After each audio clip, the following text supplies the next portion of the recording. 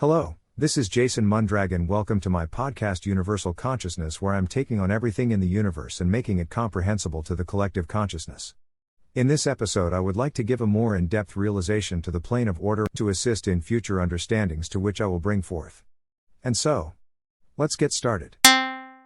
Within the realm of order are the subplanes of connection, actions, and structure. Here you begin a process of merging with the omnipotent consciousness. You are not lost in the process, but your consciousness will expand even farther as your awareness comes to know secrets of the design that very few have ever known. Those of us who have touched this realm have been known as the voices of God. I will now give knowledge that has not been given. When a soul is on the path of order, and has achieved sublime consciousness therein, they will be continuously able to reincarnate within the lower collective by choice, should this be their path. Or they will begin their spiritual journey into the higher realms within the collective. I will attempt to illustrate this in a two-dimensional picture, though I'm sure it does not give it the justice it deserves. This will awaken this world to new insights into the pyramid structures, and what the ancient souls were accomplishing far beyond the lies of a mere 6,000 years. When reaching this plateau of consciousness, there are two choices. 1. Go back and reincarnate within the physical realms. This would most likely be to experience an event, or to assist with other souls' development. There will be a more thorough understanding of this when I cover karmic laws. 2. You begin your journey within spiritual realms and reincarnate into forms of light which can sustain your current level of consciousness. As it expands, your reincarnations will move into higher forms. I see no need to speak about the spiritual side. Most beings that have prospered that far understand their paths well. I will speak of the physical pathway on the left. There is a secret third pathway as well. Beings that have excelled beyond set goals, or the omnipotent consciousness has granted access to knowledge, which is considered new within the collective, signals a level of new evolution for all beings within the known universe. This is something to note for the awakened beings who are watching for the next root race to form. These societies must understand that once the root race has been established, then a soul who has already accomplished the last steps on the sacred path of order will reincarnate into this race. This greater being will journey through a single life within this new race, and then decide to move upward. This very act is not a sacrifice but will signal the turning of the next stage of evolution by making our newly formed consciousness present before the omnipotent consciousness. Should something befall this reincarnation, another will reincarnate until the process is achieved. Subplane of connection. Here is a body instilled with creation's force and will, born into the physical universe. We have the conscious ability in between our birth to death cycle of learning what lessons must be learned for greater awareness. At this stage we see what hinders us from our understandings and can begin to take responsibility for our karmic debt. There are hidden depths to each soul. We may only know as much as our evolved consciousness can perceive. Yet this is the first steps of truly taking control over our existence through the acceptance of what wrongs and kindness we have done. We naturally possess clairaudience, clairvoyance, with a developing form of telepathy. With our newfound gifts for piercing through corruption of the outer universe, we become the force to which Source will cleanse the planet. Higher orders of light will communicate to us many ways, from dreams, experiences, to even directly. We are now strong enough to move into the infection and cleanse it with the purest will to create it anew. We are unconcerned about those who disagree because we have come to our lifetime with a purpose to heal the planet. There are many spiritual leaders which will come to our thoughts. Their sacrifices and teachings were initially hard to comprehend. Then they unlocked new ways in which we observed our world and awakened us. We are only just now seeing the truth of Christ's great sacrifice in new light within only the last few hundred years. Awakening this lifetime. If we should awaken here in this lifetime and not be reincarnated into it, then the process would be different. The connections are forging us into advanced consciousness now. Streamers are extending outward in thousands of directions from our astral forms and connecting to the collective universe. We are aware of all that is around us, and eventually this is strengthened in dependence of our attention. A new consciousness is beginning to form in this beginning phase. When we speak, communication to others comes forth with a clarity and truth that could shake the viewpoints of the others spoken to. We see and feel truth so deeply that many may fall away from us because they choose to stay hidden from it. We can actually feel this force as we begin to speak as a soft flow that pulls forth from the universe and exits through our voice. Many mediums and spiritual leaders mistake this as an outside force and develop wrong views during this time should they have come this far on the collective path. They can either create personas of this and event ceremonies to connect to this outside force. Inevitably, these wrong views will call forth corruption and stunt their growth, and all that follow their directions. The truth is, we were meant to blend with this new consciousness and surpass what we are currently. We have developed to form new realizations, and thus become a greater being. It is always best during this time to seek refuge without the influence of belief structures. Spiritual retreats will serve no purpose for us because we will be around so many different levels of beings and pounded with so much chaotic energy that we would not be able to find solace. I suggest Tai Chi during this time or Zen Buddhism as long as you remain fully focused on consciousness. The goal here is to accept this advancement and disregard the voices that hinder you, which you now feel more than hear. You can end up feeling pressure that you have to do something, but you do not. You have done much so far. This is a lifetime of quiet contemplation and learning. You can do anything your current life asks of you or do nothing in harmony, and the collective will provide for you each and every time. I'm reminded of Eckhart Tolle's awakening, as he sat on a bench for a lengthy amount of time in peace and observed the world. People eventually without fail brought food and drink to him and sustained him until he was ready to become the beautiful being he is today. Gifts. Gifts can be a bit tricky to define here. Your path is unique among any others. Powers that you stimulate to manifest will become one with your astral form and will forever be in addition to any reincarnation that you take. These gifts are generally branched from your upper chakras, and you can quite easily develop all within your individual way through conscious attention. You can directly speak truth, see truth, or know truth. The first two will need your presence, whereas the last does not. The world is a fantastically active place, and greater beings generally tone down their active viewing of this as to not scare the locals. Even when two greater beings meet, it will appear to others as a very normal interaction, when in fact they are exchanging communications that is beyond others to comprehend. As I have said, the spirit does not communicate with words. Another gift here is the ability to raise the conscious levels of all collective beings within an area depending on your strength as a greater being. The strongest of us can hold groups of thousands by perhaps saying very little, because the people aren't coming to hear them speak, it is just a fill-in for appearances. The truth is they are coming to feel conscious, and for that time they are elevated to the possibilities of what they can achieve. There will always be corrupted forms throughout any event to challenge the gurus. For the most part, they are welcomed, for they need our support most. Greater beings develop this gift in so many different ways, some through humor, some through disciplined crowds, and some through direct actions such as meditation groups of the like. But in the end, they can just sit quietly and smile upon us while imparting consciousness to the attendees. Any initiates to the path will sense it. The last gift here will be the ability to cleanse corruption. We do this through our newfound conscious levels. With a stronger connection to Source, we possess a tireless flow of conscious energy that can be focused, moved about through our will, and placed where we desire it to be. We focus it when we wish to break corruption at a point, or on an unconscious being we wish to free. We can blanket it across an area that has been corrupted through past experiences. Or we settle it upon areas we wish to become safe havens. Depending on our strength, it can be settled over massive terrains. Cities and countries that have known long eras of peace come to mind, but I have not met a soul capable of producing this effect upon the whole of the planet. For this we require the collective.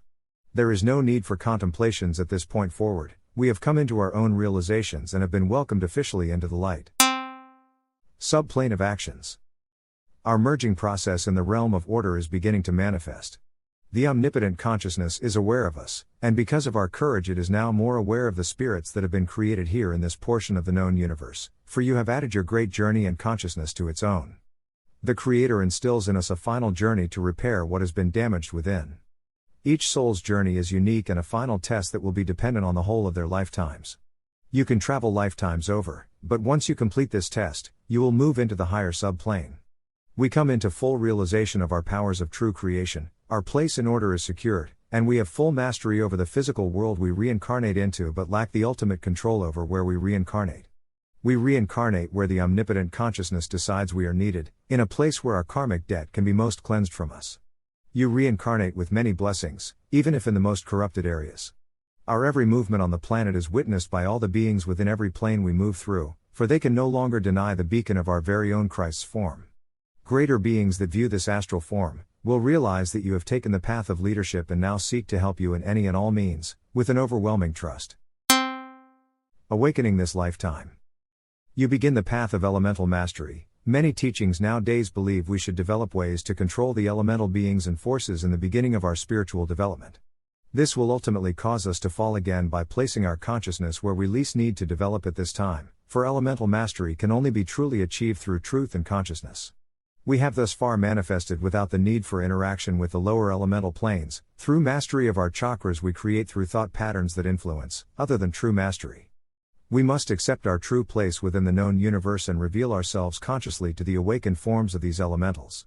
For true mastery will be direct communication with these primal forces, with no need for ceremony. For almost 3,000 years we have been corrupted through entropic forces, first performing animal sacrifices to what mostly were corrupted greater elementals. They perhaps would grant us our wishes in exchange for blood. Those elementals were from any element at the time. When the Dark Ones arrived in large numbers, they turned this corruption into human sacrifice, demanding our very own life's force. We gladly gave, and in so doing corrupted the very core of our ability as beings of creation, by destroying instead. In today's world we have created many corrupted tools that have tainted essence upon them, though we place a lie over them as being helpful to our lives. Weapons of war for instance hold a false view of being for protection, but when consciousness pierces this we see only a means of death, destruction, pain, and suffering, which is manipulation and containment of elementals.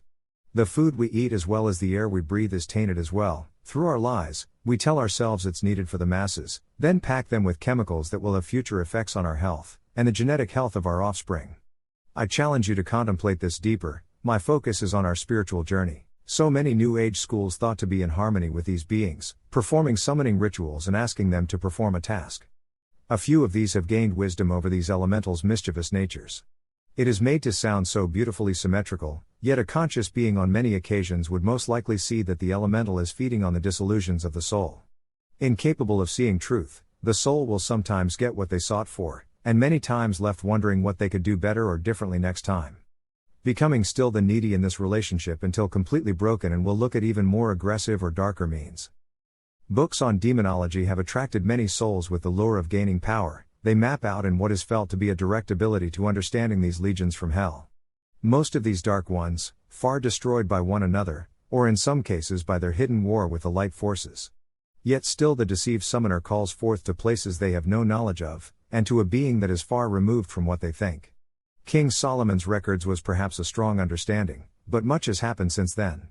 The Tetragrammaton, a remnant from the Atlantean era, is wrought with misdirections that only the highest in the Judaic order can perceive, but others could very easily succumb to in corruption, for this was not meant for public records.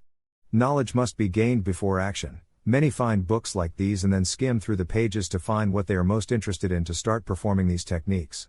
Some pathways no longer serve our stages of evolution, and I can account for dozens of more like this. There is a misperceived understanding of words such as occultism, metaphysical, and philosophical. Depending on our viewpoint, we automatically place good or bad upon them, when in fact they are very neutral understandings. They start off wishing to delve for secrets, and at times have given us great knowledge. But at other times we become influenced in the belief that we alone hold these secrets and develop an arrogance that can be very infectious.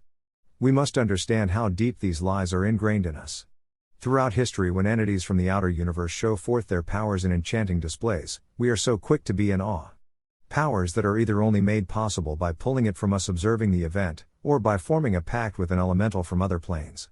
Many of these individuals in passing, created organizations, which have over time reinvented themselves and hidden away the past. Newer members have a completely new perspective and no knowledge of this.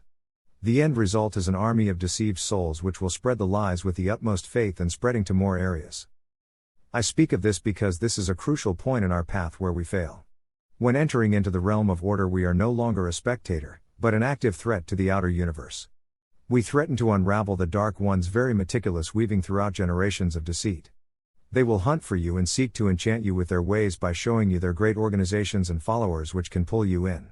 With a great following, they can manufacture light energy by feeding off of the lost souls in the group, and we can easily mistakenly perceive their true intentions, much less even the leaders would not know. Only by true consciousness will we see through this. Only by self-contemplation and a deep yearning to develop ourselves within the plane of connection will we strengthen and grow. Many of us will take to hiding, because we feel overpowered by what we consciously observe. This is clear understanding of how few we are as of now, surging aware possibilities, few who have the wisdom needed to go the distance. Or fall into corrupted organizations because we feel an overpowering acceptance. It's within our natures to feel needed and useful at these times in our development. Remember that Jesus of Nazareth and many other great beings disappeared for a time to develop before they brought forth their wisdom. They did this because they had evolved to the point where there could be no more teachers, no more guides, no more lessons that this physical universe could give. At this point they were consciousness realized, they needed to master the elemental forces to bring forth a new understanding to the world.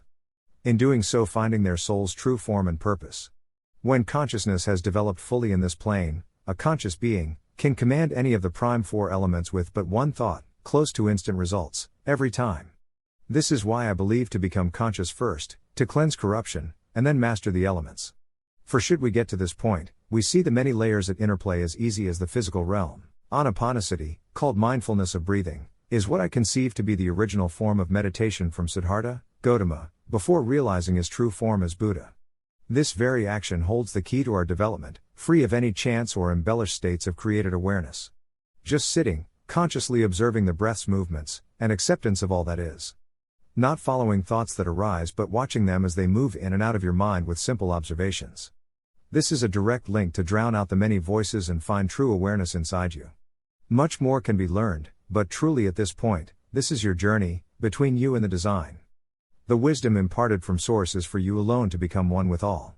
There aren't gifts granted because your very consciousness is the supreme gift, fully realized as a greater being of creation. It is for you alone to accept and own this truth even if it should take lifetimes. Jesus of Nazareth had doubts. We see this as the desert journey where Lucifer sought to corrupt him. We may not know how many lifetimes Jesus struggled with the knowledge of what he was meant to do, for that is between him and the omnipotent consciousness. Or how many times he may have failed to complete this task. I write this so we understand what is to come, that we understand what is at stake, and that we can take on our personal journeys without fears. Many of us will never have to take on such burdens as being the soul spirit responsible for the future evolution. There will be one to come which will take on the burden of moving forward the root races which will have immense impact on multiple levels of life here in our solar system. Still, each of us are capable of sacrificing by bringing consciousness to every soul we come into contact with. I hope that when the time comes for you to access full realization, that you have a collective universe that has prepared you properly so that your internal struggles are eased, you can move forward in truth. Subplane of structure. We now know the will of the design, and our evolution is clear to forge our place within this new higher plane and become a society like none that has been created below us. Being given consciousness from the beginning, created completely individual and each able to achieve godlike status, we now understand how rare a thing this is. Beings below us on the higher planes are blessed with consciousness when they have proven their worth. It is not evolutionary.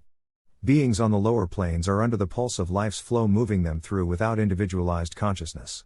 We are among the few universal creations that have been granted the omni-conscious living as us, through our experiences, as our envisioned world forms anew. We have given of ourselves unrelentlessly for the majority of our existence and now know more than any being within the portions of the universe we exist. All consciousness exists as an extension of another consciousness. The more omniscient that consciousness is, the greater the impact when it gives of itself to the universe. I must now explain something not spoken of to the collective. Such secrets lie forgotten by the beings of the Earth's evolution. Again I say this only because we are able to receive it.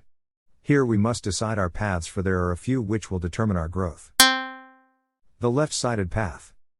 The first of this path is designed for the greatest of us. We've spent enough lifetimes developing and growing in consciousness that we have become what is known to us as an avatar of light. These are greater beings that have established a completed affinity to the omni-consciousness yet have done so on their own journey. Not merged, but a reflection of its brilliance. There are perhaps a few beings that are known to us here on Earth's evolution currently, others have intentionally willed themselves to not be known. It is not for us to know why. Only those of us who have equal or above consciousness will know of their presence. They do so with one goal primarily, to reincarnate at the time of the planet's next evolutionary cycle. They reincarnate off and on within the physical universe but never choose to move forward, just move into lives to assist our conscious development. When the time is ripe, they will seed the next root races by reincarnating in a very unique way. They reincarnate into multiple forms at once, they become an entire race imparting their advanced consciousness to them.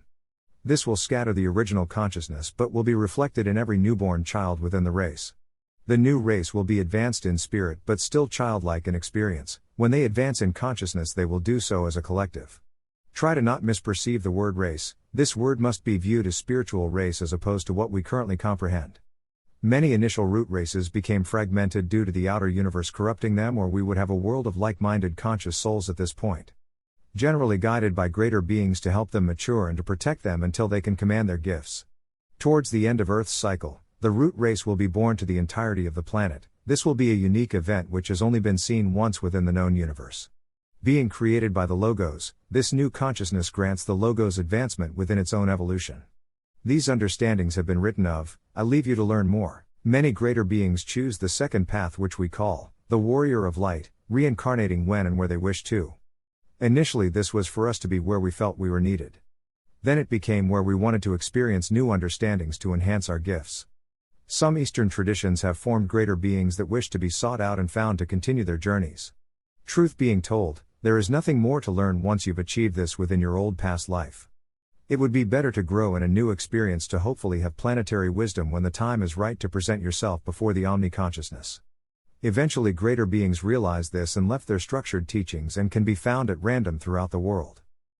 They have only now within the last few hundred years begun to form collective schools of thought that has evolved enough to attract their already advanced consciousness, pulling together for known reasons that many of us are still evolving to comprehend. To the unaware, they believe that continents and countries possess their own gurus and spiritual leaders. We cannot see the formations in progress. I tell you truthfully, it is happening. I imagine a day when we rejoice together and speak in direct truth and presence. I left the warrior of light brief, for it is still yet unwritten and within our current time stream. I will not speak more on this, for reasons only one aware will understand. Sacred planes of light and creation. The right-sided path. You move through the gates of order and be reformed into a true being of light. We leave the physical universe and gain the responsibility to tend and oversee the universe and its creations. In doing this, we sacrifice our consciousness, which is what is left of us through our collective experiences on this sacred journey. We will then fully merge with the omnipotent consciousness, making it one with all traces of lifetimes we have experienced, and thus strengthen our evolutions as souls here in this plane. This has been done by souls many times before, each time advancing us and unlocking truths that have been asleep deep within. This is the path some of our greatest teachers have taken by their choice alone. It is not a path easily sought or commanded, but must be the ultimate choice.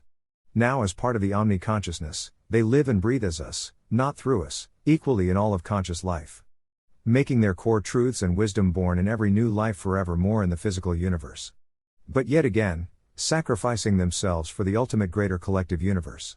With this path you can manifest temporarily within the physical planes but consciously do not, as you know that the being's evolutions could be thwarted by laying witness to an omniscient being incarnate. You may if a collective group has all raised their levels of awareness and receptivity.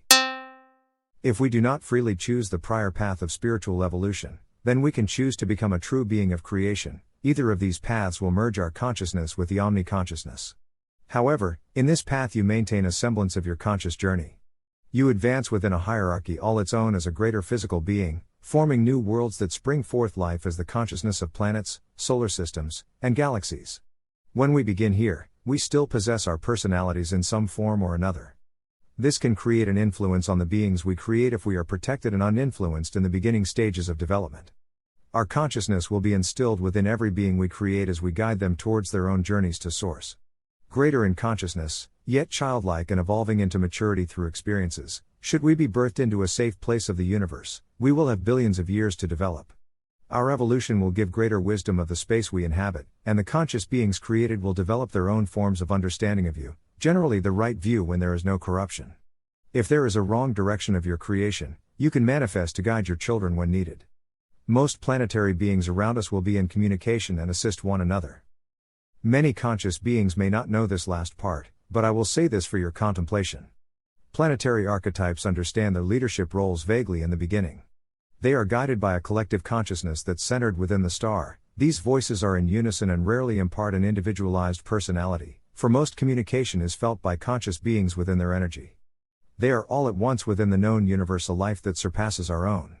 When the time is ripe, this will be known to us. This brings new realization to what Eastern philosophy sought to teach us on the higher planes of God and demigod beings. This existence was closer than we could comprehend at the time. The conscious understanding that these greater beings can manifest into forms and create magnanimous kingdoms to considerably live on, while in reality being the very essence of these planets. They will spend lofty time socializing with one another and building alliances. For most are not pressed to have conscious beings to assist in prospering. Whereas the concepts of the long-lived beings would be much larger bodies and forms. I say this to the ancient organizations that have a particular interest.